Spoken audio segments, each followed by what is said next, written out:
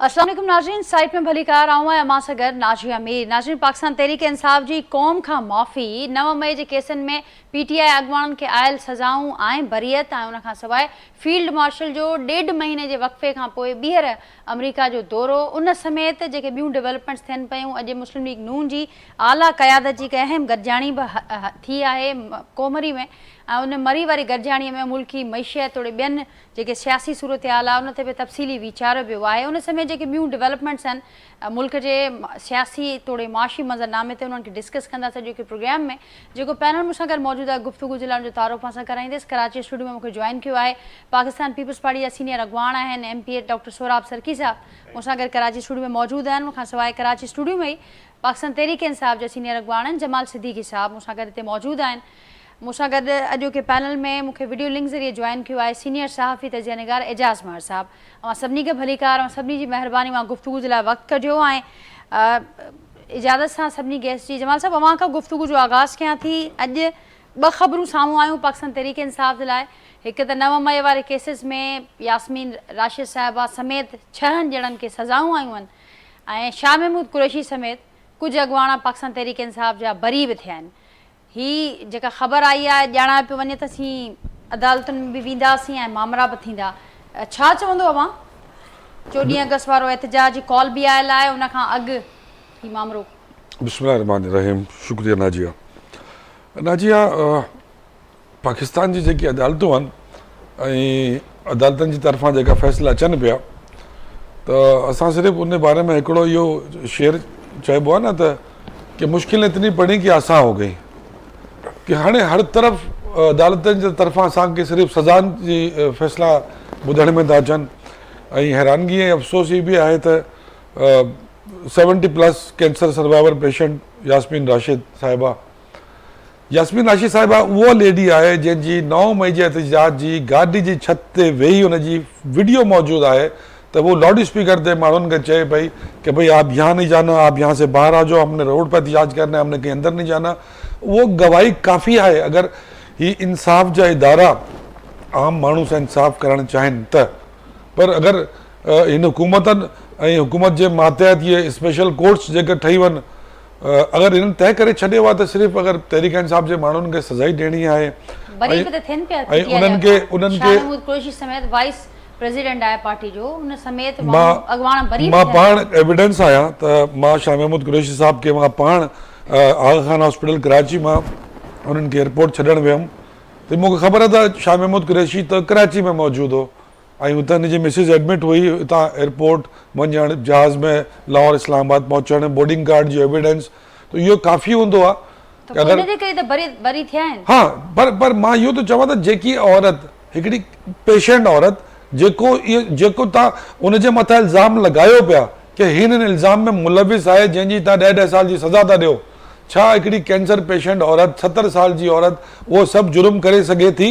अगरि तव्हांजो हिन असांजे जजनि जो ज़मीर अगरि मुतमइन थिए थो त पोइ त ठीकु आहे। अगरि तव्हांजो ज़मीर मुतमइन आहे कि हिकिड़ी 76 साल 74 साल जी कैंसर पेशेंट औरत उहा सभु कुझु जुर्म करे सघे थी, जेका वॾे में वॾा दहशतगर्द कंदा आहिनि, जेका मुल्क दुश्मन कंदा आहिनि, जेको असलो हलाइण वारा कंदा आहिनि, त ठीकु आहे। अगरि तव्हां हिकिड़ी औरत खे सम्झो था त इहो तव्हांजो सिर्फ़ु इहो फ़ैसिलो हिन दुनिया में न आहे, आख़िरत में बि तव्हांखे इन फ़ैसिलनि जो हिसाबु ॾियणो पवंदो कि असांजे क़ुर में मौजूदु आहे कि अगरि कंहिं नाहक कंहिं सां तव्हां ज़्यादती ज़ुल्म कंदव त तव्हां उन हिसाब सां न बची सघंदव। त इहे अदालतूं जेको आहिनि असांखे हिननि ते एतमाद कोन्हे। इहे 22 अदालतूं आहिनि ऐं हिननि जो मक़सदु सिर्फ़ु गवर्नमेंट जी हिदायत ते असांजे पार्टी लीडरशिप जे मथां ज़ुल्म करणु ऐं ज़्यादतियूं करण ई आहिनि। पर जमाल साहब, अॻियां वधण खां अॻु जेका ॻाल्हि मां पाण कई त मां पाण विटनेस आहियो शाह महमूद कुरैशी साहब वारे मामले ते, त पोइ हिकु पासे मां चयो पिया त ही नाहक मामला हलनि पिया, ॿिए पासे मां पाण चयो पिया मां विटनेस आहियां ऐं उन बुनियाद ते शाह महमूद कुरैशी साहब अॻु बि बरी थिया, अॼु बि जेके 2 केस हुआ उन में बरी थिया आहिनि, त पोइ एतिराज़ छा ते आहे PTI खे? सम्झ में ॻाल्हि कोन पई। एतिराज़ इन ॻाल्हि ते आहे तरीक़ेकार ते या कुझु अॻवाननि जे एतिराज़ इहो आहे त जंहिं इल्ज़ामनि में डॉक्टर यास्मीन राशिद, महमूद रशीद, चौधरी एजाज़, उमर चीमा जेका इल्ज़ाम हिननि ते लॻाए सज़ा ॾिनी वई आहे त हीअ इल्ज़ाम में इन्वॉल्व किथे हुया, हुनजा सबूत किथे आहिनि? सबूत बि थो हुजनि न एॾी वॾी सज़ा ॾियण जे लाइ। मगर उमर चीमा एक्स गवर्नर आहे त हू सड़क ते छा उहो कोई दहशतगर्दी कंदो? ही सभु सीनियर लेवल जा माण्हू आहिनि, सभु मिनिस्टर्स हुया पंहिंजे पंहिंजे महकमनि जा। छा त इहे 70+ सभु 70+ आहिनि, त छा इहे सड़कनि ते दहशतगर्दी कंदा? अफ़सोस इन ॻाल्हि ते आहे त जे इल्ज़ाम जी सज़ा ॾेई वई आहे उन इल्ज़ाम जो एविडेंस छा आहे? सिर्फ़ु कूड़े गवाह जी ज़बान, त उहो एविडेंस न हूंदो आहे, हुनजी को फुटेज हूंदी आहे। मूंखे एॾो वॾो एहतिजाज कयो पियो आहे, तव्हांजो लाहौर पूरो कैमरनि सां भरियो पियो आहे, त को फुटेज तो ॾेखारियो न जंहिंमें यास्मीन राशिद इन्वॉल्व हुजे, उमर चीमा इन्वॉल्व हुजे, महमूद रशीद इन्वॉल्व हुजे, एजाज़ चौधरी इन्वॉल्व हुजे। ही सभु 70+ बुज़ुर्गनि जे मथां तव्हां इहे कूड़ा मुक़दमा ठाहिनि। तव्हांखे अलाह सां ई पुछंदो, बाक़ी त इंसाननि जे बस जी ॻाल्हि न आहे। सुराब साहब छा रिस्पॉन्ड कंदो? जमाल साहब। जमाल साहब, पहिरीं ॻाल्हि इहा आहे त जमाल साहब जेके घणो ज़ोर ॾिए थो 70+ ते, अलाह माफ़ु करे, अलाह कंहिं ते एॾो वक़्तु न आने, ज़ाहिर आहे कैंसर पेशेंट उहे बि 70+ ते जेको आहे। पर मक़सदु इहो आहे त ख़ुदा न ख़ास्ता जेकॾहिं को माण्हू ॾोह करे थो त उहो जेकॾहिं 70+ हुजे 80+ हुजे त उन ख़ुदा न ख़ास्ता जेको मां ख़बर न आहे, छो जो मूंखे एविडेंस जी ख़बर न आहे, जेको ॾोह करे थो त पोइ उनखे एज जी बुनियाद ते उनखे रिलैक्सेशन नथी मिली सघे।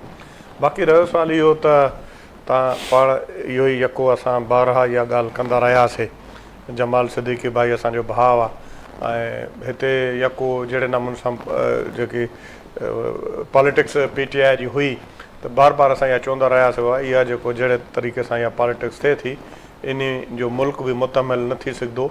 ऐं तव्हां पॉपुलर पार्टी आहियो, मां हमेशह तारीफ़ कंदो आहियां, खोड़ अहिड़ा माण्हू जेके छोकिरियूं या जेके नौजवान जेके पॉलिटिक्स में न हा, उहे PTI जे करे आहियूं, जेके हिकिड़ी ग्राउंड रियलिटी आहे।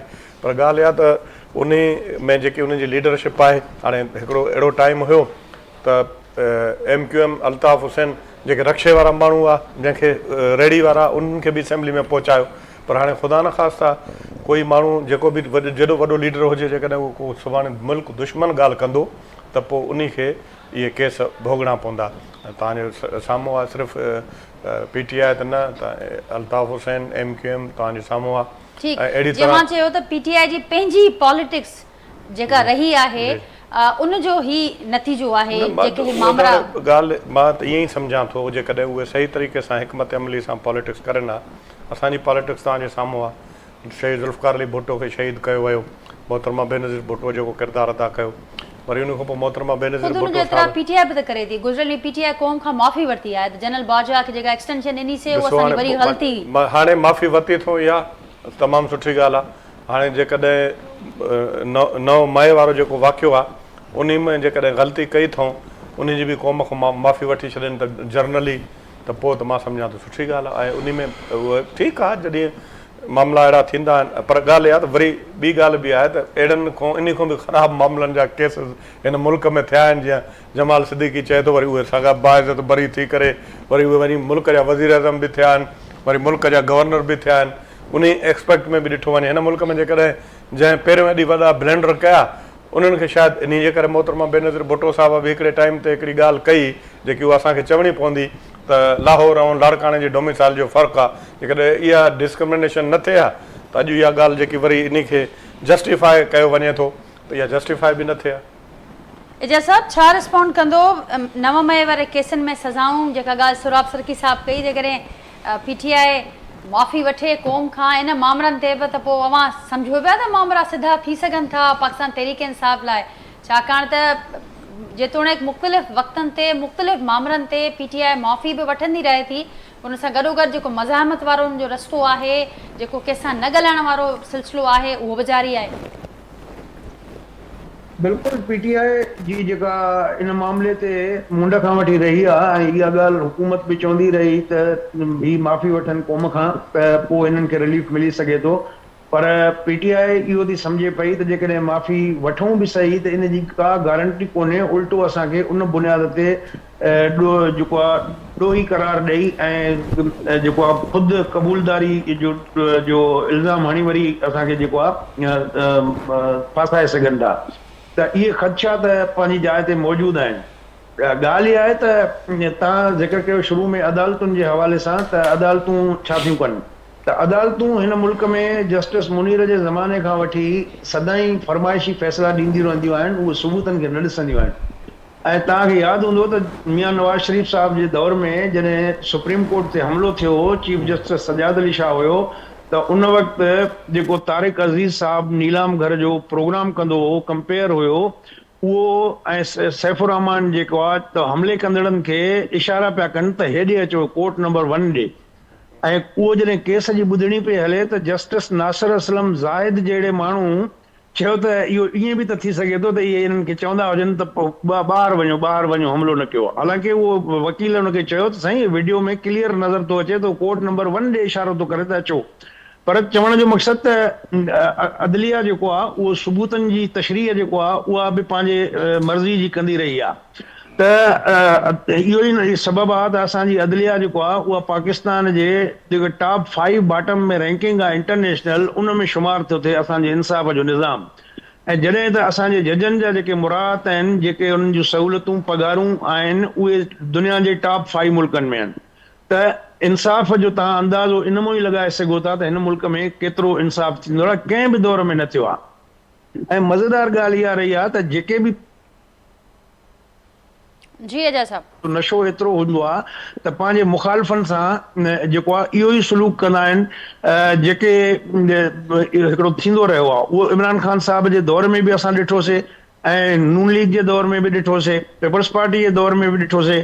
त मक़सदु चवण जो त इन जेको चार्टर ऑफ डेमोक्रेसी थियो आहे उन खां पोइ पीपल्स पार्टी ऐं नून लीग जेको आहे उहो हिकिड़े सही ट्रैक ते आया आहिनि। त तक़ाज़ा इहा आहे त जेसिताईं तव्हां जेको आहे हिन मुल्क में गैर सियासी क़ुवतुनि जी मुदाख़लत बंदि न कंदव ऐं सभु सियासी धुरियूं इहा क़ुर्बानी न ॾींदियूं त असांखे आइन मुताबिक़ कानून मुताबिक़ हिन मुल्क खे हलाइणो आहे।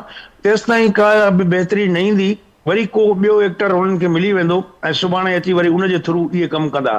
त चवण जो मक़सदु त हीउ जेको चरखो आहे त इक़्तिदार में तव्हां जेको अची मीडिया खे बि जेको आहे उनखे मरोड़ियो था, ॿांह त मरोड़ियो, ऐं तव्हां सिविल सोसाइटी खे बि कयो था, तव्हां कानून आइन में बि जेको आहे पंहिंजी शयूं पंहिंजे मर्ज़ी जे मुताबिक़ शामिल था कयो।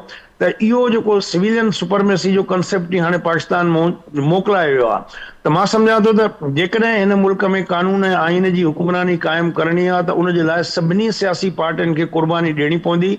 ऐं अॼु जेकॾहिं यास्मीन राशिद साहिबा खे सज़ा मिली आहे त कल्ह छा नवाज़ शरीफ़ खे कोन मिली छा, या ॿिया माण्हू जेलनि में ख़ुर्शी छा कोन हुयो छा? त मक़सदु चवण जो त इन चरखे खे मटाइण जे लाइ जेसिताईं हिकमत अमली न ठाही वेंदी, पॉलिसी न ठाही वेंदी ऐं चार्टर ऑफ डेमोक्रेसी या चार्टर ऑफ पॉलिटिक्स जे हवाले सां को अहिड़ी का वेहक नथी थिए जंहिंमें सभु धुरियूं शामिल हुजनि, सियासी ऐं मज़हबी धुरियूं, तेसिताईं मां नथो सम्झां त का बहितरी जो इम्कान पैदा थी सघे थो। ऐं जेके इक़्तिदार जा असुल क़ुवतूं आहिनि उन्हनि जे अख़्तियार खे चैलेंज कंदो त उन सां इहो ई सुलूक थींदो जेको अॼु इमरान ख़ान सां थिए पियो।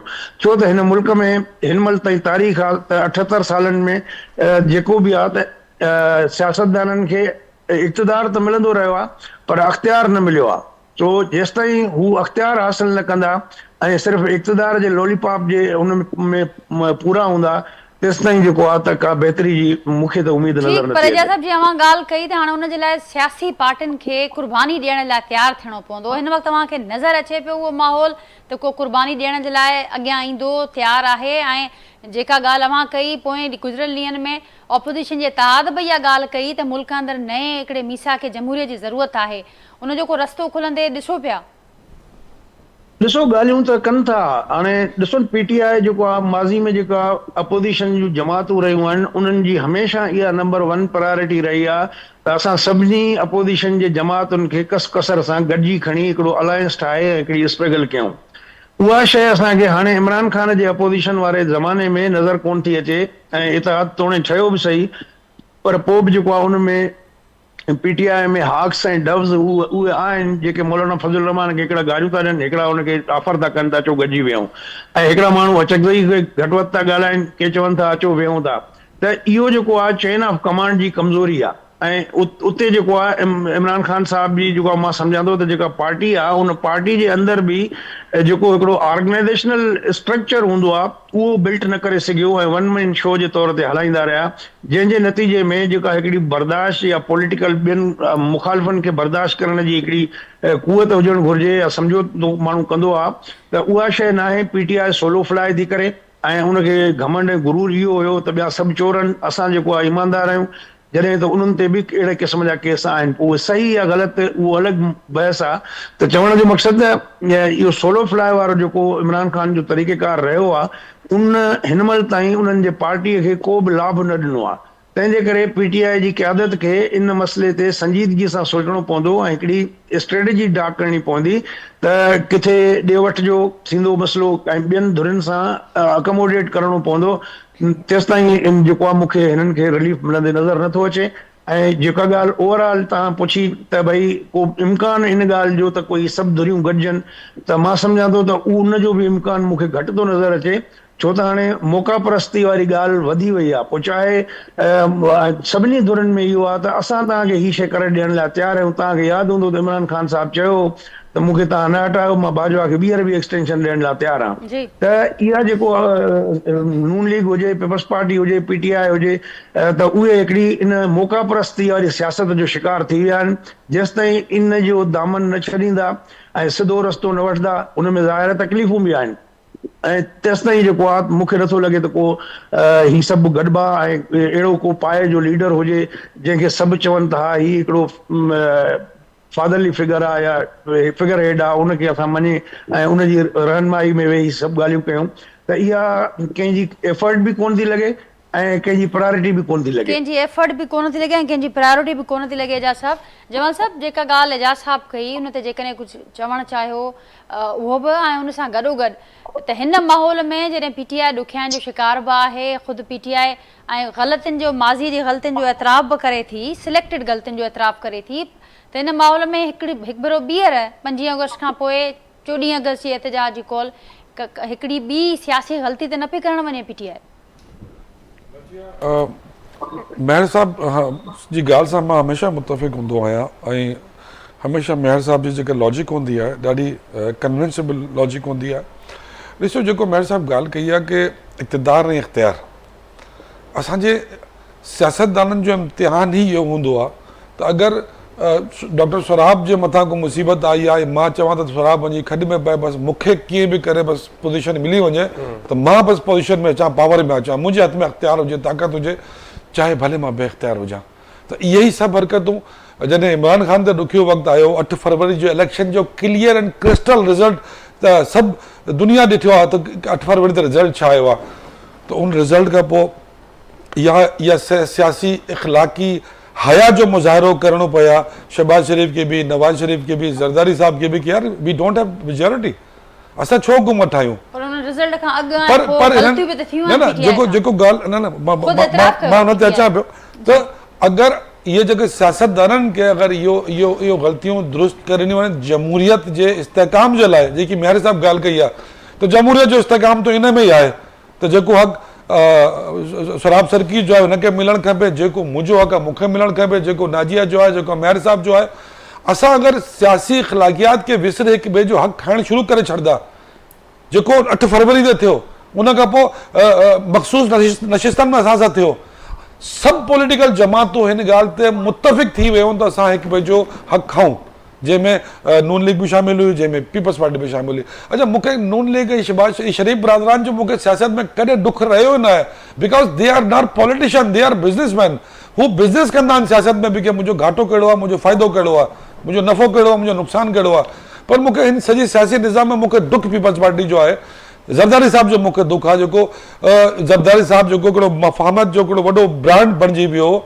पर हैरानगी इहा आहे त मूंखे त जॾहिं मख़सूस नशिस्तूं ईअं ई ठेले जे फ्रूट वांगुरु वराइनि पियूं, त उन महिल ज़रदारी साहब न त घटि में घटि हिकिड़ो बिलावल साहब जो बयानु अचे, असांखे न खपे सीटूं, असांखे न खपनि सीटूं, असांजो हक़ ई कोन्हे। कुझु तो जमहूरी इख़लाक़ियात जो मुज़ाहिरो करिणो पए यार, हिननि खे बि छा सिर्फ़ु इहा ज़िम्मेदारी फ़क़ति सिर्फ़ु तहरीक इंसाफ़ जी आहे त उहो ॿुधाए त मुल्क में कहिड़ी नाइंसाफ़ी थिए थी ऐं बाक़ी सभु जमातूं उन नाइंसाफ़ी जे ख़िलाफ़ पंहिंजे मुफ़ादात जी लाइन में हलणु शुरू थी वञनि कि असांखे किथां कहिड़ो फ़ाइदो मिलंदो, किथे कहिड़ो बेनिफिट मिलंदो। छो बिलावल भुट्टो मां सम्झां थो त मोहतरमा शहीद जो पुटु आहे, जुल्फ़िकार अली भुट्टो जो नवासो आहे। बिलावल भुट्टो ते वधीक ज़िम्मेदारियूं आहिनि हुनजे शोल्डर ते, त उनखे सियासत में उहो फ़ैसिला करणा आहिनि जेका हुननि जे वॾनि जी रिवायत आहे। उन्होंने पंहिंजी ज़िंदगियूं क़ुर्बान करे छॾियूं पंहिंजे उसूलनि ते। पॉइंट अची वियो, हिकिड़ो शॉर्ट कमर्शियल ब्रेक मूंखे वठिणो आहे, ब्रेक खां पोइ वापसि अचूं था नाज़रीन, गुफ़्तगू खे तव्हां खां कंटिन्यू कंदासीं। वेलकम बैक नाज़रीन, ॿीहर तव्हांखे प्रोग्राम में भलीकार। ब्रेक खां अॻु गुफ़्तगू ॿुधी मां जमाल सिद्दीकी साहिब जी, पर तासुर ईअं पियो मिले ॼण जेका हक़ खणण जी हुननि ॻाल्हि कई त उहो रुॻो 8 फरवरीअ खां उहो सिलसिलो शुरू थियो आहे। सोराब साहिब, 8 फरवरी खां अॻु वारी जेका सूरत आहे बहितर ॿुधाईंदो। जमाल सिद्दीकी भाउ आहे मुंहिंजो, मां सां गॾु मेंबर बि रहियो आहे। मां हिकिड़ी गुज़ारिश कयां तव्हांखे, ॻाल्हि इहा त असांखे जमाल साहिबु चए पियो तव्हां आसिफ अली ज़रदारी तक़रीर तव्हां असेंबली जी ॿुधी हूंदी त बाबा हाणे जीअं तीअं तव्हां अची विया आहियो असेंबली में, हाणे तव्हां कप्तान आहियो, उन खां पोइ वरी तव्हां वरी ॿुधो हूंदो इमरान ख़ान जो त मुंहिंजी बंदूक जे निशाने ते ज़रदारी साहिबु आहे। ॻाल्हि इहा त असां हथुल इम्कान कोशिशि कईसीं, हर लिहाज़ सां कोशिशि कईसीं त कंहिं न कंहिं तरीक़े सां PTI अचे ऐं ट्रैक ते अचे ऐं पॉलिटिक्स करे। ऐं उन में बिलावल साहिबु बि कयो, साईं असां खां करे थो। तव्हांखे पाण ख़बर आहे जेके तव्हांजूं सीटां आहिनि उते जेके तव्हांजो क्लेम आहे या जेको चओ था उहे कराची जूं सीटां आहिनि, उते असां हिकु सीट बि असांखे अहिड़ी न आहे मिली जेके फॉर्म 47 वारी हुजे। अंदरूनी सिंध वारी जेकी सीटां आहिनि उहे असां तव्हांखे पाण ख़बर आहे जेके तव्हांजा उमेदवार ई कोन आहे, ऐं उते असां उते कोई बि तव्हांजो को क्लेम जेकॾहिं ॾिसो रिज़र्व सीट जे मॉरल स्टेट हिकिड़ी जेको आहे कोर्ट हिकिड़ो डिसीशन ॾिनो, कोई ग़लति या सही हिकिड़ो कोर्ट डिसीशन ॾिनो। जेके बि कोर्ट आहिनि तव्हां असां इन कोर्ट जे थ्रू असांजो वज़ीर आज़म हलियो वियो, तव्हांखे पाण ख़बर आहे यूसुफ रज़ा गिलानी, इहे ई कोर्टूं उन्हनि जे थ्रू असांजे जेको आहे अॼु जेको आहे वरी उन्हनि कोर्ट उनखे रेक्टिफाए कयो, रिव्यू कयो फ़ैसिले खे, असांखे शहीद ज़ुल्फ़िकार अली भुट्टे खे फांसी ॾिनी वई। हिन मुल्क जे अंदरि बिल्कुलु असां त इहो ॻाल्हि कंदा बि आहियूं ऐं धड़ले सां कंदा आहियूं। त मां हाणे पहिरियों मोहतरमा बेनज़ीर भुट्टो साहिब वारी ॻाल्हि, बाक़ी असां ते इल्ज़ाम हणनि पाकिस्तान पीपल्स पार्टी जे कॾहिं किरदारु अदा, असां किरदारु अदा करणु चाहियूं था त चओ था त बाबा तव्हां वधीक त चोर बदमाश या किनो माण्हू कोई आहे कोन। हिकिड़ी मां ॻाल्हि ॿुधायां तव्हांखे, मां हमेशह हिते जॾहिं हिन जी हुकूमत हूंदी मुख़्तलिफ़ PTI जा दोस्त ईंदा, असां उन्हनि खे चवंदा बाबा असां तव्हां पसंदि कयो न कयो, पर पाकिस्तान पीपल्स पार्टी बि कोन हुई, उन टाइम खां वठी असांजा वॾा पॉलिटिक्स में हुया ऐं हमेशह असां अलहमदुल्ला असां खटींदा अचूं था। ऐं असां हिकिड़ी जेको असांखे मैंडेट मिलियो आहे, चाहे हिकिड़ी सीट जो मिले कंहिंखे, त उन हिकिड़ी सीट जो मैंडेट जंहिंखे मिलियो आहे त उनखे तव्हां कंहिंखे बि कंहिं माण्हू खे हिकिड़े कंहिं पार्टी खे तस्लीम करण जे लाइ उन टाइम ते तयारु कोन आया हुए, जंहिंजो नतीजो इहो थियो, जंहिंजो नुक़सानु इहो थियो जो तव्हां पाण ॾिसो था अॼु न सिर्फ़ु पाण उन पार्टी जो लीडर ऐं उन जा जेके वर्कर आहिनि, उन जो पूरो इंफ्रास्ट्रक्चर आहे, जीअं असांजे मार साहिबु चयो, एजाज़ मार साहिबु, त उहे कमांड कोन्हे ऐं कॉन्स्टिट्यूएंसी बेस्ड पॉलिटिक्स करनि था। अफ़सोस इहो आहे त गंडापुर जेको आहे उनजो मुख्य आहे मसइलो उते फज़ल रहमान सां त नेशनल लेवल ते सोचनि ई नथा, ऐं उहो वरी गंडापुर को ॻाल्हि थिए थी फज़ल रहमान सफ़ा मेचोर अची थिए थो, उनखे जेको आहे जहिड़े नमूने सां उनजी तज़लील करे थो, उहा तव्हांजे साम्हूं आहे। सोराब साहिबु अवां दुरुस्त फरमायो, हीअ त थियो हिकिड़ो पासो जेको अवां ॼाणायो त ख़ुदि PTI जी सियासत अहिड़ी रही जेका उन्हनि जे लाइ दुश्मन बणिजी वई, पर हिकिड़ो ॿियो पासो बि आहे जंहिंजी ॻाल्हि ज़िक्र एजाज़ साहिबु कयो त ख़ुदि पाकिस्तान पीपल्स पार्टी हुजे, मुस्लिम लीग नून हुजनि, इहे पार्टियूं सालनि खां मौजूदु आहिनि ऐं जंहिं अवां ज़िक्र कयो पिया त जंहिंजो ख़ुदि टारगेट इहे पार्टियूं बि थियूं, अॼु ॾुखियो वक़्तु हुननि जे मथां आहे, त इन जी रस्ता रोक करण जे लाइ किरदारु त अदा करे सघनि पियूं। किरदारु अदा बिल्कुलु असां किरदारु अदा बार बार चऊं था। ॾिसो हाणे बि असां इहो जेको आहे वेही करे इहा ॻाल्हि कईसीं न, त जॾहिं मां बि पाकिस्तान पीपल्स पार्टी आहे न, मां वेही करे इहा ॻाल्हि कई त जेको हिकिड़ो माण्हू जेको तयारु आहे हाई जैकिंग जे केस में कन्विक्टेड हुजे उहो मुल्क जो वज़ीर आज़म थियो, कयूं था नथा कयूं था न। त हिन मुल्क में त इहे अहिड़े क़िस्म जा जेके हाणे अॼु हिते वेठा आहियूं, माना मां जमाल सिद्दीकी थी सघे थो सुभाणे जेको आहे हिननि जी पार्टी जो वरी जेको सरबराह आहे प्राइम मिनिस्टर हुजे, हिन मुल्क में त इहो थींदो रहियो आहे। पर मक़सदु चवण जो इहो आहे त जीअं एजाज़ साहिबु चयो, मां बि उन जी ॻाल्हि सां मुतफ़िक़ थियां थो, त जॾहिं उन्हनि खे हाल फ़िलहाल मसलियत पसंदी छॾे सियासी कुर्बानी ॾियण जे लाइ पार्टियूं छो न पियूं तयार असल में करणु खपे। बिल्कुलु असां त जेके बि सियासी माण्हू आहियूं उहे त ज़रूरी इहा ॻाल्हि कंदासीं त मसलियत पसंदी ख़तमु करे जेकॾहिं जेन्युइन लीडरशिप अचे, जेन्युइन माण्हू जेके हिन मुल्क में खटे अचनि, जेन्युइनली उन्हनि खे जेकॾहिं इक़्तिदार मिले त अॼु जेको मुल्क जी इहा पोज़ीशन आहे त इहा पोज़ीशन बि न हुजे। वॾो साहिब हिकिड़ी इहा शइ बि जेका ॻाल्हि हिते जमात साहिबु कई, हाणे ख़ुदि PTI अञा इतिजाज जी कॉल बि ॾिनी आहे, उन ते बि उन्हनि खां वठंदासीं रिस्पॉन्स, पर हदफ़ छा आहे हिन हुकूमत जो? कंफर्टेबल मेजोरिटी असांखे नज़र अचे पई ॿिन्ही अवाननि में, ऐं उनखां सवाइ छा अञा वधीक असीं ॾिसूं था त समूरी जेका हुननि जी पार्लियामानी क़यादत आहे उहा बि हली वई आहे, ऑपोज़िशन लीडर्स कोन्हनि मथे हेठि अवाननि में, हुकूमत चाहे छा पई? यो हुकूमत जा पार्ट आहिनि असल में डॉक्टर सराब सर की ऐं डॉक्टर साहब पाण पंहिंजी हुकूमत खे खिलाइनि पिया त हुकूमत चाहे छा थी। भाई क़ौमी असेंबली जा पोज़ीशन लीडर न आयल, सेनेट जो कोन्हे, पंजाब असेंबली जो ग़ाइब, करण चाहिनि छा था भाई? इहो मूंखे हाणे मां तनी त कोई तब्सरो नथो करे सघां, पर ॻाल्हि इहा त इन जेके सूरत हाल आहे इन में मां इहो ज़रूरु चवंदुमि त सियासत जी जेकी आहे ख़ूबसूरती उहा ख़तमु थी वञे। सियासत जी ख़ूबसूरती ख़तमु पई थिए एजाज़ साहब, ऐं जीअं मां ज़िक्र कयो त नज़र बि कोन पियो अचे त को वेझे मुस्तक़बिल में इहे शयूं चेंज थियनि, छाकाणि त जीअं हुकूमत ॼाणाए बि पई त कंफर्टेबल मेजोरिटी बि आहे, उन सां गॾोगॾु हिन महिल असीं ॾिसूं था त इंटरनेशनल फ्रंट ते बि माहौल जेको आहे साज़गार लॻो पियो आहे, ज़बरदस्त लॻो पियो आहे। फील्ड मार्शल जो हीउ ॿियों दौरो आहे ऐं तमामु वेझे में टेरिफ जे हवाले सां बि असां ॾिठोसीं त मामला बहितर थिया, उनखां सवाइ बि ॿियनि मुल्कनि सां मामला बहितर नज़र अचनि पिया, छा चवंदो? बिल्कुलु ज़ाहिर आहे त ॾिसो न तव्हां, अमेरिका जो हमेशह इंडिया खे हिकिड़ो लीवरेज रहियो आहे, त हाणे जॾहिं इंडिया उन्हनि जी ॻाल्हि नथो मञे रूस सां तेल ख़रीद करण वारे मामले ते ऐं ॿियनि इश्यूज़ ते, या चाइना खे जेको आहे त सोड़ो करण जे हवाले सां बि इंडिया रिलेक्टेंट आहे, ऐं इन सॼे मामले में वरी जेको ही थियो पाकिस्तान ते हिननि हमलो कयो, उनखां पोइ पाकिस्तान जेको उन्हनि खे बी फिटिंग जवाबु ॾिनो, उन्हनि में उन जा 5-6 जहाज़ किराया विया ऐं जेके उन्हनि जो प्राउड हुया डिफेंस जो, त उन सॼे माहौल में अमेरिका ॾिठो त पाकिस्तान त अञा नंढड़ो मुल्क आहे, ग़रीब मुल्क आहे, कर्ज़नि ते थो हले पियो, ऐं उनखे ही मुंहुं नथो ॾेई सघे इंडिया, त ही चाइना सां किथां कंदो?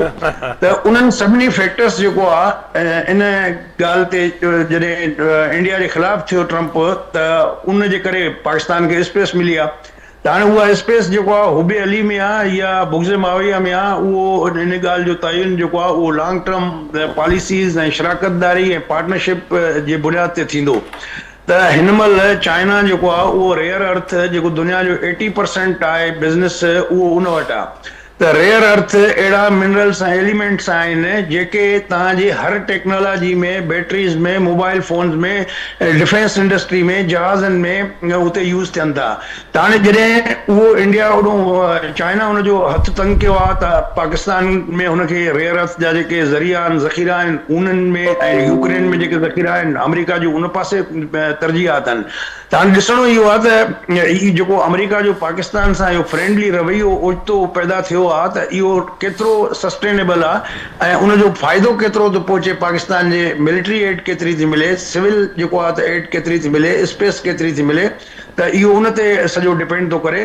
पर बज़ाहिर त वाह वाह हर को ताड़ी थो वॼाए, ठीकु आहे, हिन माहौल में कोई कुर्बानी वारो माहौल या मूड त नज़र कोन पियो अचे, पोइ हदफ़ अवां खे छा सम्झ में अचे पियो? सोराब साहब त चवनि पिया त सियासत जी ख़ूबसूरती ख़तमु थिए पई, पर हीअ हुकूमत जो अवां खे सम्झ में छा पियो अचे, थियण छा पियो वञे, हुकूमत जो हदफ़ छा आहे? हाणे ॾिसो, इहो हुकूमत जे अख़्तियार में कोन्हे। उहो जेको असुल इक़्तिदार जा मालिक आहिनि, उहे जेको बि फ़ैसिलो कनि था उहो हिननि खे सिर्फ़ु कन्वे कंदा आहिनि। ऐं इहा ॻाल्हि असां ॾिठीसीं, तव्हां लास्ट टाइम जेका कॉन्स्टिट्यूशनल अमेंडमेंट थी, त उन में ड्राफ्ट केतिरा चेंज थिया, कंहिं पार्टी खे ख़बर कोन हुई, न हुकूमत में वेठल जमातनि खे ख़बर हुई, न अपोज़िशन खे ख़बर हुई, ऐं जॾहिं हिक ॿिए सां डिस्कशन पिया कनि त चवनि पिया न हे असुल ड्राफ्ट कोन्हे को।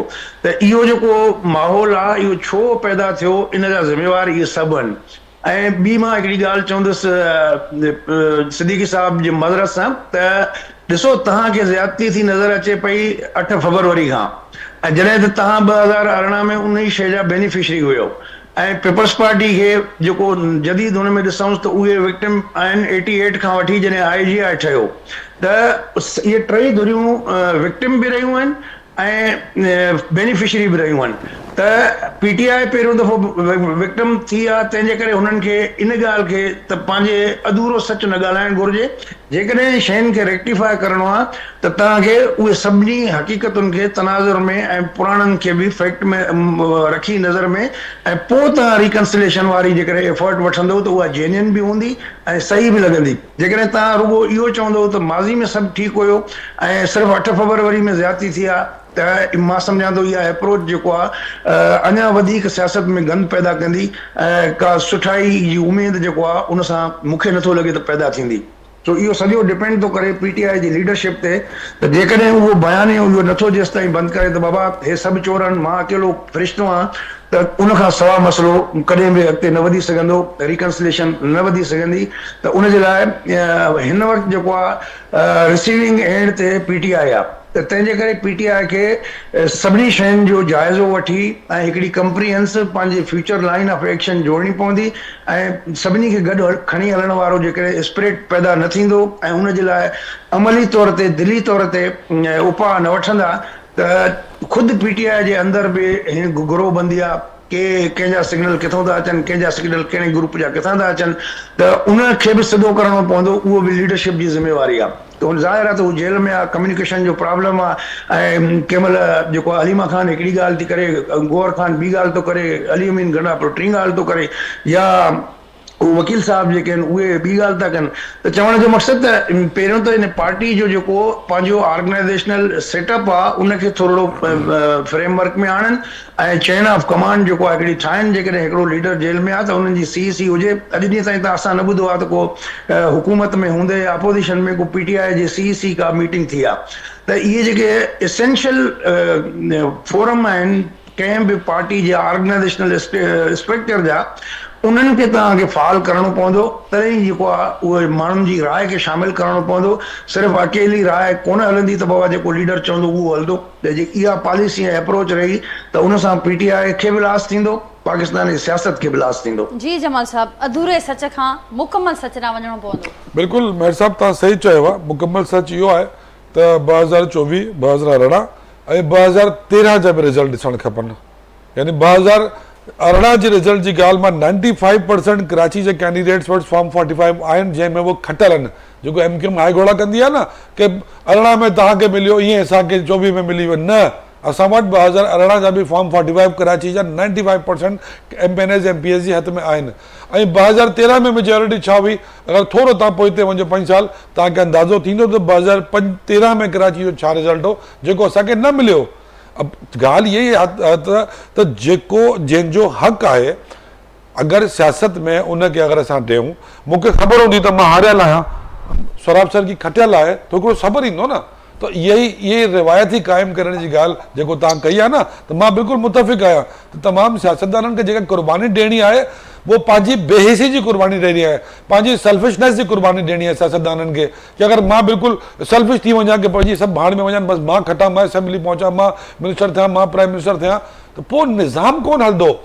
जेको डॉक्टर सौराब सर की ॻाल्हि कई आहे न यार, 5 दफ़ा असेंबली में पहुची चुको आहे माण्हू, सीनियर माण्हू आहे, 7 दफ़ा माशाल्लाह। त 7 दफ़ा असेंबली में रहण वारे माण्हू जे वात मां 2 अखर निकिता आहिनि ऐं ॾाढा ख़ूबसूरत अखर आहिनि। त हिन सॼी सिचुएशन सां, इन सूरत हाल सां सियासत जी ख़ूबसूरती ख़तम थी थिए। जॾहिं सियासत जी हिकिड़ी ॻाल्हि इहा बि आहे त ही ॻाल्हियूं अवां जे चयो त इहो सिलसिलो हाणे ते एंड थियणु घुरिजे, एंड थियणु खपे। हुन जी गारंटी केरु ॾींदो त वरी जेकॾहिं कंहिंखे टेन्योर में को अचे थो त वरी उहो मसलियत पसंदी जो शिकार न थींदो। ऐं गॾोगॾु जेका इहा ॻाल्हि त इहो बि इल्मियो असांखे नज़र ईंदो रहे थो, इहे रुॻो ॻाल्हियूं ऑपोज़िशन में हूंदे यादि छो थियूं अचनि त क़ुर्बानी बि हुजणु घुरिजे, हक़ बि बंदि करणु घुरिजनि खाइणु। जॾहिं माण्हू बेनिफिशरी हुजे थो, सिस्टम में हुजे थो, उन वक़्तु इहे ॻाल्हियूं यादि नथियूं अचनि। न बिल्कुलु न जी, मां इहे ई सभिनि जे लाइ पियो चवां न, उन में मां बि शामिल आहियां। त जंहिंजो इलेक्शन जे रिज़ल्ट जे मुताबिक़ जेको माण्हू खटियो आहे, अगरि असां इहे हिकु दफ़ा रिवायत तो क़ाइमु कयूं, अगर पीपल्स पार्टी खटे थी, असां सब मुतफिक था थियूं, तो ठीक है, पीपल्स पार्टी गवर्नमेंट करे, ही हैज मेजॉरिटी। या नून ली खटे मोट घट आहे 14 अगस्त ते छा पिया कयो, एहतजाज कयो पिया न पिया कयो। मां पाण हैरान आहियां त मां टीवी ते डिफरेंट पॉलिटिशियंस खे ॾिठो आहे त उहो चवनि था त PTI प्लीज़ ख़ुदा का वास्ता आप 14 अगस्त को एहतजाज ना करें। 14 अगस्त ते असांजो को एहतजाज कोन्हे। मां क्लियर थो कयां तव्हांजे चैनल जे तवसुल सां पूरी सिंध जी मुल्क जी अवाम खे, तो 14 अगस्त ते PTI जी तरफ़ां को एहतजाज कोन्हे। PTI तव्हां बेखबर हुजो न न न PTI 13 ऐलान असां वटि साम्हूं ईंदा रहनि था।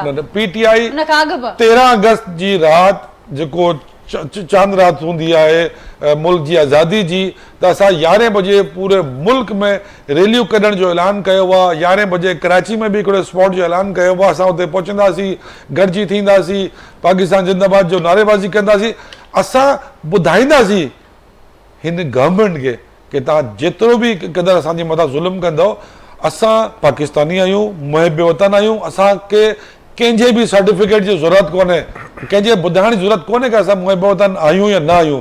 असां पंहिंजो जेको आईनी जमहूरी कानूनी हक़ आहे, 13 अगस्त जी राति 11 बजे पूरे पाकिस्तान में पब्लिक निकिरंदी, 12 बजे क़ौमी तराणे जो आगाज़ थींदो। उन सां गॾु असां पंहिंजी 14 अगस्त जी ख़ुशियूं मल्हाईंदासीं। इहो असांजी ख़ुशियुनि जो ऐलान आहे, हिन में एहतिजाज कोन्हे। ठीकु सौरभ साहब, हुकूमती अपीलनि जो असरु थियो आहे ऐं हू सियासी मेच्योरिटी अचे बि साम्हूं। जमाल साहब चवनि पिया को एहतिजाज न पिया करणु वञूं। एहतिजाज त ईअं ई ॻाल्हि करनि था, तव्हां पाण जमाल साहब जो ॿुधो था, पर बज़ाहिर जेकी सिचुएशन आहे तव्हां पाण ख़बर आहे त जेको आम आहे इहो तासुर त 14 अगस्त इंडिपेंडेंट डे आहे, उहो ई तारीख़ रखणु थोरी नामुनासिबु आहे। उहा तारीख़ 15-16 बि थी सघे पई। हाणे उन में ठीकु आहे, इन्हनि खे पंहिंजो हिकिड़ो फंडामेंटल राइट आहे, कोई रोके नथो सघे। ऐं उहो जेकॾहिं पुरअमन तरीक़े सां हे 14 अगस्त मल्हाइनि था त पोइ सुठी ॻाल्हि आहे। पर उन में वरी तव्हां ख़बर आहे, जीअं तव्हां चयो त हिकिड़ी कमांड न आहे, मुख़्तलिफ़ जेको अलाए केतिरा लीडर आहिनि, मुख़्तलिफ़ पंहिंजूं ॻाल्हि करनि था। उन में जेके मां ई इहो ॿुधो क्लिप जेके यास्मीन राशिद जी उहा मना करे पई, अंदरि नहीं जाओ, फेसबुक ते हले पई। त मक़सदु इहो आहे त पोइ ॿुधो अथव तव्हां, असां सिंधी में सिंधी चैनल आहे, जॾहिं पोइ मुसीबत ईंदी आहे त पोइ सुकनि और सावा ई सड़ी वेंदा आहिनि। त पोइ इहो प्रॉब्लम थिए थो सभिनी सां। त हिननि खे इहा अॻे बि असां इहा ॻाल्हि कईसीं, हाणे बि इहा ॻाल्हि कयूं था त हिन मेच्योरिटी जो मुज़ाहिरो करणु खपनि, डेटियूं सही रखणु खपनि। अलाए हिननि खे केरु अहिड़ी उहे डेटियूं ॿुधाए थो जेके इंडिपेंडेंस डे जूं डेटियूं हुजनि, या डिफेंस जूं डेटियूं हुजनि, या मुल्क जी उन जशन जूं डेटियूं हुजनि। उन में एहतिजाज त करणु को बिल्कुलु कयूं। हाणे 5 अगस्त ते तव्हां पाण ख़बर आहे, 5 अगस्त ते बि वरी उहो डेट जो मसइलो, कुझु कश्मीर जो को इशू अलाए छा। त हाणे इहे डेट कम अज़ कम असां, तव्हां जेको एजाज़ मार साहिबु चयो त असां स्टूडेंट पॉलिटिक्स खां वठी त बाक़ाइदे ॾिसंदा आहियूं। इंतज़ारु हूंदो आहे, ख़ासि करे पाकिस्तान पीपल्स पार्टी CEC जा मेंबर आहिनि, उहे डिस्कशन कंदा आहिनि। बाक़ी थोरोली डिस्कशन थींदी आहे, उन खां पोइ फ़ैसिला थींदा आहिनि।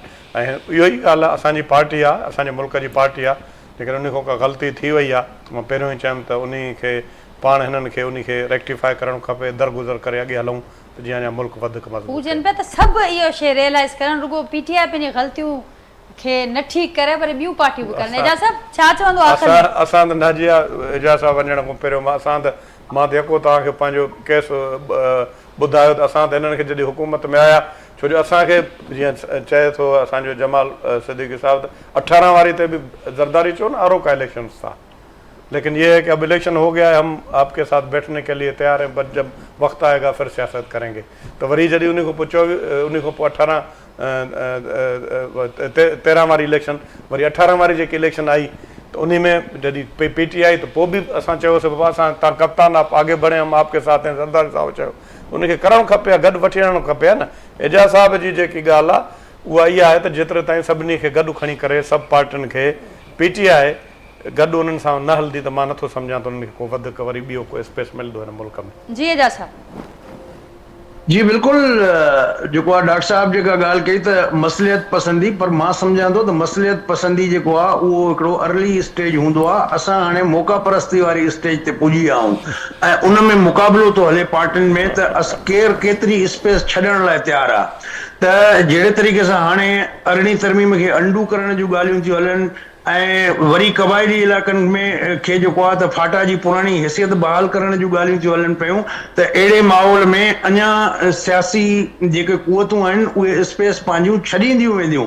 तंहिंजे करे जेके शयूं ऑलरेडी मस हासिल थियूं आहिनि तव्हांखे 60 सालनि 65 सालनि खां पोइ हिकिड़ी महदूद सूबाई ख़ुदि मुख़्तियारी मिली आहे, त उन्हनि सभिनी शयुनि खे जेको आहे बचाइण जे लाइ मां सम्झां थो त सभिनी खे कोशिशि करणु घुरिजे ऐं जेको मौक़ा परस्ती वारी सियासत आहे उनखे अलविदा करणो पवंदो। ठीक है साहब, वरी महिरबानी मुंहिंजी। जमाल सिद्दीकी साहब, डॉक्टर सोहराब सरकी साहब, नाज़रीन गुफ़्तगू ॿुधी पंहिंजे फीडबैक खां आगाह कजो। वरी सुभाणे मां सां मुलाक़ात थींदी, तेसिताईं ॾींदा इजाज़त। अल्लाह हाफ़िज़।